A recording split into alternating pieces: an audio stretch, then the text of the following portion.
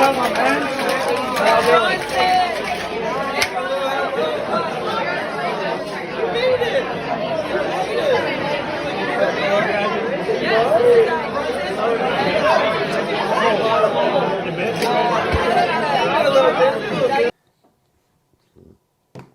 All right, welcome to the Profit Center. I'm here with Mr. Bronson Sandusky today. So I am in the private event bartending business. I am 20 years old, no school, taking the risk on this one, going the unorthodox route. I was always a hustler at heart, always a hustler. When I was 16, 17 years old, sophomore going into junior year that summer, I had my own lawn care business just in my neighborhood. I didn't have a trailer or anything. I was just running around the neighborhood with my dad's lawnmower. I would hold the leaf blower and I'd jack up the weed eater on the lawnmower and balance it. And I was just walking around the neighborhood, just hustling. But it physically drains you, you know, when you're doing football workouts in the morning and grass cutting in the evening and still trying to find time to be social and, you know, do all the high school activities. And at the time, my dad, he was in the lawn business and, you know, he was trying to get his business going and I couldn't work full time for him. You know, I couldn't wake up at 7 a.m. and go work with him until 7 p.m. because that's what he would do. But I would walk around my neighborhood. I would go to the neighbor's house, knock on their door. Hey, grass is getting long. You mind if I come cut it? Just $40. They would say yes. And then their friend would text them, hey, who's that guy mowing your lawn? Maybe he can come mow mine. And then I also had friends in the neighborhood. I would text their parents or text them to ask their parents if they need lawn care. And I got up to probably 10 to 15 yards in my own neighborhood. And I say it's funny because at the time, my dad, like I said, he was in the business as well. He would charge $50 a cut. I was charging $40 a cut. So in a way, I was kind of taking his business, lowballing him, but you got to be ruthless in the business world, whether you're against family or not. Did you knock on any doors and have anybody say, you know, no solicitors here? Yeah, not like that. My mom, she's all like into the Facebook neighborhood page. Like they kind of knew who Bronson was, but you know, like, oh no, we already have somebody that cuts it, or no, it's okay. My husband's about to get home, he can cut it. And I'd just step back, you know. I wasn't like hard closing, like I need your yard type of thing. I was just doing it for extra cash, you know. What would you say the ratio was? Out of 10 people, how many people would say yes? I would say I walked around and knocked on about 20 houses. And I would say 10 to 15 of them said yes. Kind of stopped knocking and like looking for clients once I had like 10 or 15, you know. I feel like that was enough to put like on my plate because I didn't have anyone helping me. You know, it was just me running around the neighborhood after football practice, trying to get these 2 yards done before the sun goes down. And I also didn't want to be doing it every single day. I didn't want to overwork myself at the time. Like, you still want to have time to yourself for like homework or social events, stuff like that. So the ratio, I'd say like 50-50. And could you cut a yard, let's say, once a week, once every 2 weeks? Basically, the hotter it is outside, the more the grass grows. I feel like that's how it goes. Or like the most humid and hot it is, the more the grass grows. So from probably, I'd say at least May to August, you're cutting once a week. And then September to November, that's going to be once every 2 weeks. And then December to February, that's going to be once a month. You might not even have to cut it just because it gets colder, grass stops growing. March to April, you pick back up like once every 2 weeks, and then you go back once a week throughout the summer. Also, what I was trying to do as well, I had I had 2 clients out of the 10 to 15 agree with me on this. So I would charge $40 a cut. Let's say it was prime time, right? You got to cut 4 times a month. That's 40 times 4. So I would pitch like, hey, either you can pay me every single time I come cut your grass, or at the first of every month, you can just pay me $130 up front, and I will ensure that your grass be cut. So 2 clients out of 10 to 15 would pay me $130, even in the months I would only cut once a month, like November, December, January. But only 2 clients went with it, and I don't know, it still put money in my pocket, so I can't complain. But yeah, I was making less money with those clients during the busy summers, because $130 was a discount to $40 every week. And I kind of took that idea from my dad. He was in like an official lawn care business, and that's basically what they do.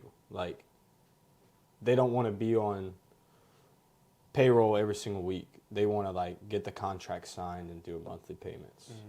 So I did have a lawn care business at one point, but the first time I like really thought to myself, oh, I can be an entrepreneur, start a business. It was at a private event. A family friend heard that I was bartending at La Pave, about to be bartending at Rufino's, and there was a Christmas party that they were having at their house. You know, they just asked me to go and bartend. So I was like, sure. Didn't show up with anything. I did not have all of this stuff that you see in the camera. I just showed up with myself and one bar rag, and I was like, let's party. During this event, people were like, oh my goodness, do you have business cards? How long have you been bartending? How much money, like how much do you charge? You know, all these questions that I would be able to answer if I had started the business before that. But, you know, I didn't have business cards, didn't charge. You know, I was just there, and they would pay me whatever. The rest of the event, I was kind of thinking in the back of my head, like, wow, I could really do something with this. This could really take off. And it took probably a whole year of it just being in my head for me to actually take action on it. Yeah, here we are now. Worked about 5 to 6 private events. I got a few clients on my phone, tons of business cards, doing social media ads right now with my Instagram and Facebook accounts, and aiming for the moon.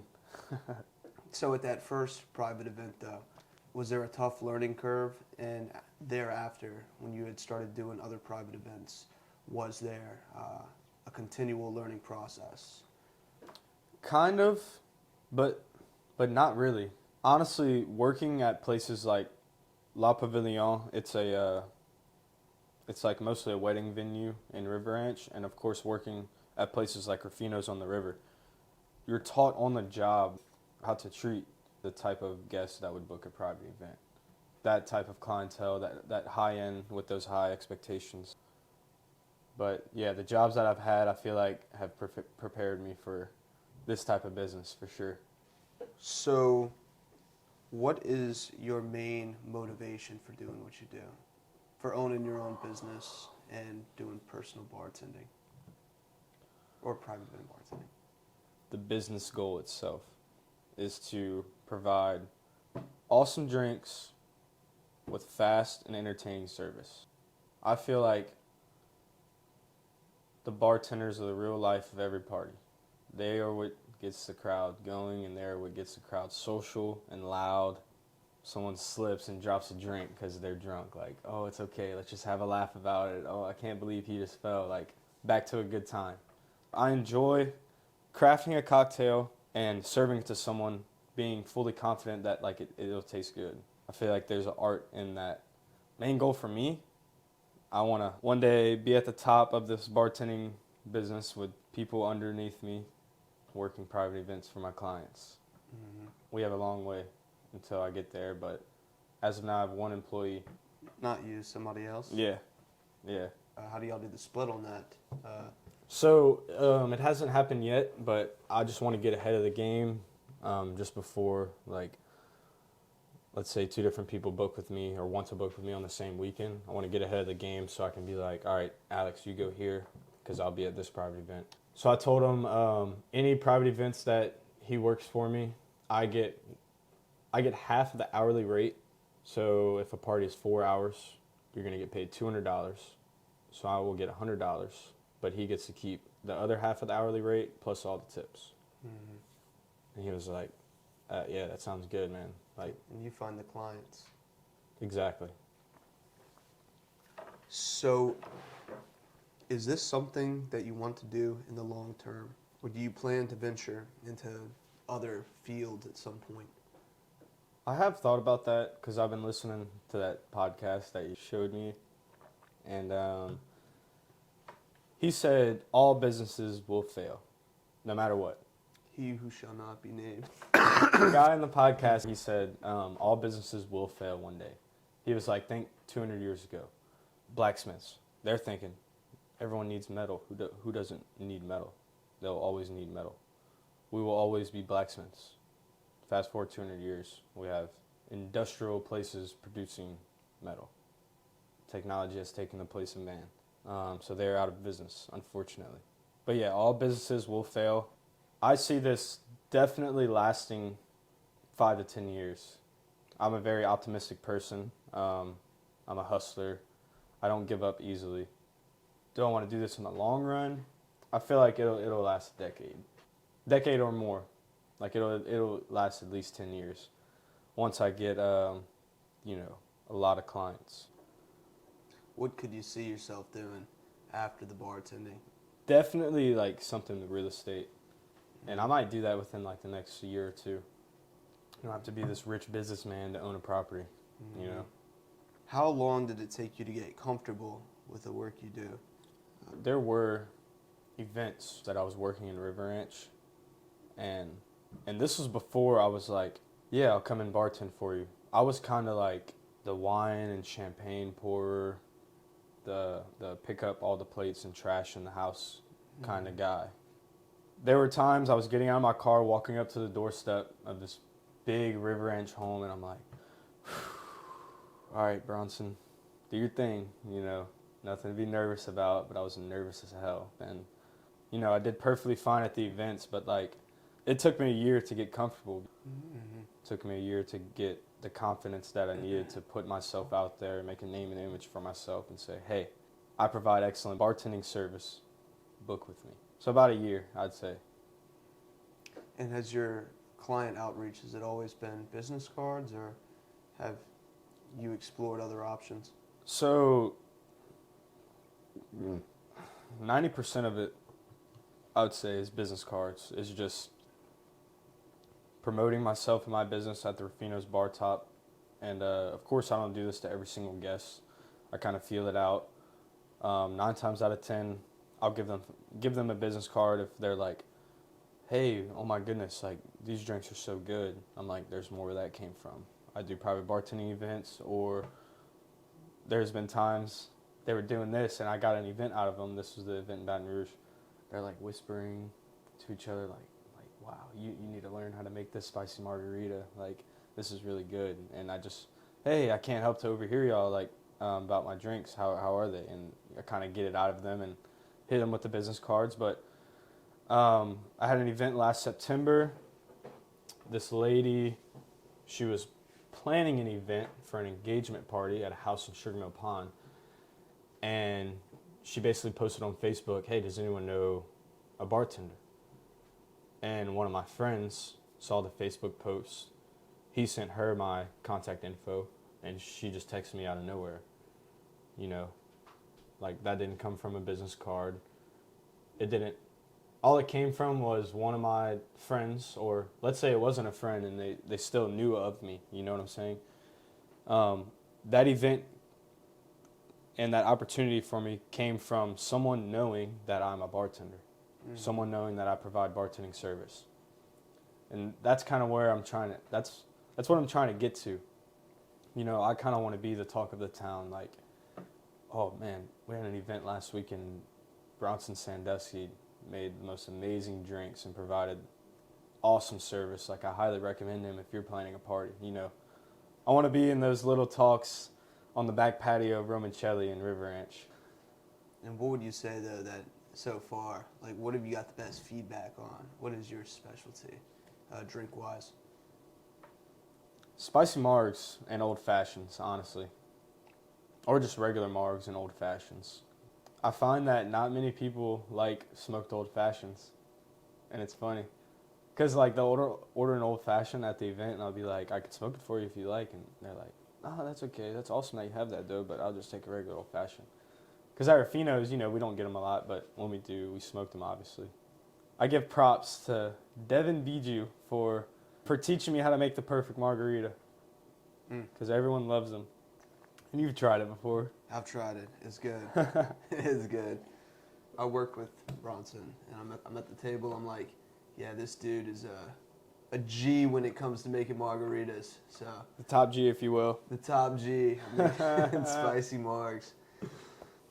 So what is the hardest part so far about bartending and being a business owner? And has it been a rewarding process so far? I would say the hardest part is like the beginning of a startup company and that whole process, because I'm still in it, and it's that just waiting around for another client to text me to book an event. I'm not necessarily waiting around. I'm still handing out cards. I'm doing social media advertisements and building a website. But it's the inconsistency as of now. Because December, I had 3 events. January, I didn't have an event. I don't have an event booked this month. It's like you start kind of second guessing yourself, like, was I really that good at these events? But you just got to keep your composure. You just got to keep putting your name out there. Keep pushing. You don't just give up because you don't have an event for a month. I imagine holidays would be very much prime time. Exactly, yeah. Most of my events will always be in December. People are having their Christmas parties. It's the end of the year. Everyone is in the generous mood. But, yeah, I would say that's the hardest part. Just seeing the inconsistency of your business and thinking to yourself or second-guessing yourself. You just got to keep going. Have sunny days without the rain. That is true. I will add to this being a hustler like mentality and personality that I have. Junior year, I mowed lawns in my neighborhood, self-promoted. I worked in the kitchen at Crawfish Time. I worked at Indulge, and I worked at the beignet box. There was one point I had 5 jobs. Like, I kid you not, dude. I was just like, money. So I was a hustler for sure. I would have people be like, Bronson, I just don't understand. How do you have all this time? You work here, you work there, you work here, you work there. You're still going to go to Emily's party this weekend. Like, how do you have all this time? I don't know. I just do it. High stress tolerance. Exactly. We covered that point last night on the podcast, I swear. How successful you are is how much stress you can tolerate. I just got it in the car on the way here. So it's kind of I can tolerate a lot of stress. One more thing, I will say thank you to Southside football coaches and my parents for keeping me and putting me in football. Because football teaches you a lot. Matter of fact, any sport in high school teaches you a lot, But football taught me a lot. Do you believe in burnout? Or 100%, yeah. Did you get burnt out? Yeah. A few times, yeah. There was one point I wanted to quit football. Oh my God, I wanted to quit football so bad. But my parents didn't let me, and I'm glad they didn't. Because in the moment when I wanted to quit at that time, I was burnt out. There was no need for me to have all these jobs and do the lawn care, and there was no need to have 4 to 5 jobs. But I was just like, let's go. I'm old enough to work now. Let's do it. I got a car. Where you need me? In my phone, I would have boss 1, boss 2, boss 3. But no, football helped me a ton. For sure. With discipline and just everything around. So what do you think the healthy balance would have looked like at that time? Since you did burn out, let's say, what would have been optimal in making the most money and also being able to continue? Definitely keeping La Pavilion, because I could only work there on Fridays and Saturdays. Let's say it wasn't football season, but we were still doing spring workouts or winter workouts, whatever. That would be Monday Monday through Thursday. We're off Friday, so I can go and work Friday night and Saturday night at La Pave, and I could still keep the lawn care business. If I just kept those two, I would have been perfectly fine. So, I don't know. Looking back, I don't have any regrets, honestly, because I kind of set myself up. Not like, oh, I'm rich or anything, but like I got a good start to life. Got a good start to life by what I did. So, the private bartending, though, you'd say it's quite profitable so far? Yeah, when you're doing it? 100%. The least amount of money I made at a private event for like 45 hours of work was $250, and there's some events I'll make $600, and I'm there for the same time. They'll be like, "How much do I owe you?" And I'll be like, "Oh, only $300." They're like, "Nah, you're gonna get $500." I don't know. And the clientele I'm working with, the crowd is always like, they can be generous. And I'm very thankful for all the clients that I have. Do you think that there is a limit to how high you can go with what you do? So there was like an article in the news, and this is hilarious. It was in like November, and it said, or the headline was, Lafayette named the drunkest city in America. I saw that. And at that moment, I was like, what better place to have a private bartending business? Thinking back to my grass cutting days. Grass grows. Grass will always grow. Who doesn't need their yard cut? Fast forward. I'm bartending in the drunkest city of America. Who doesn't need a drink? So I don't know if there's a limit. I don't know. I guess we'll find out. Where I'm trying to get now is I want to be like, because where I am now, it's like holidays, right? I want to get to the point where, oh, Jimmy just retired. We're going to throw a retirement party. Why not just call Bronson over? Exactly. I want to be in the back of everyone's pocket in their phone as a private event bartender that they can call up and trust. Like I want to be available for every occasion. Not just holidays or birthdays like you said. And birthdays are awesome because once I'm to the point where, all right, I'm available for every occasion, that's where the holidays and birthdays I can fall back on because those are every single year, right? Those are guaranteed to be events. Are you the best bartender in town? No, I wouldn't say I'm the best. I still have a lot to learn. I'm still learning stuff. Like I followed like bartending accounts on Instagram, and I'll be like, ooh, that's awesome. Like I should start doing that. I'm definitely still learning. I would be oblivious if I were to say like I'm the best. As far as bartending goes, service and quickness, speed, I might be the best. I can speak for this. At the restaurant, if this guy's working the well, I got full faith. I'm the lightning McQueen of bartending.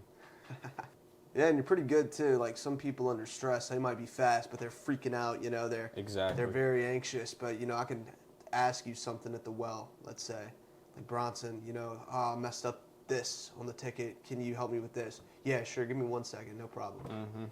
You work well under pressure. I can speak for that myself. Stress tolerance. As far as expenses go, so you said at the least profitable event that you've worked, you made $250. Are your expenses pretty high relative to what you typically bring in? Actually, no. Like all my equipment, I would say costs around under $300.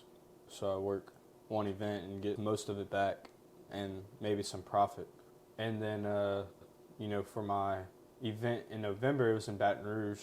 I charge for travel. Charge them $50 to go from here to Baton Rouge and back, and $50 is all I need for a tank of gas, and I had some left over. I haven't really spent a lot yet. And then as far as the business cards, like I feel like $50 for 250 business cards is worth it, For $50, 250 more people can know me and what I do. That's a great investment. The company is bringing money in. So I feel like profit is definitely way higher than my expenses. And then I got to buy fruit, or I'm starting to buy fruit for every event. That's going to be like $20 maybe, that I'll get back instantly. You know, the expenses really are not high, dude. Now, if I were to invest in a whole like bar table setup and provide ice chests and freaking ice bucket and tablecloths and the whole production, then it would take me a little more time to get that money back, but I haven't done that.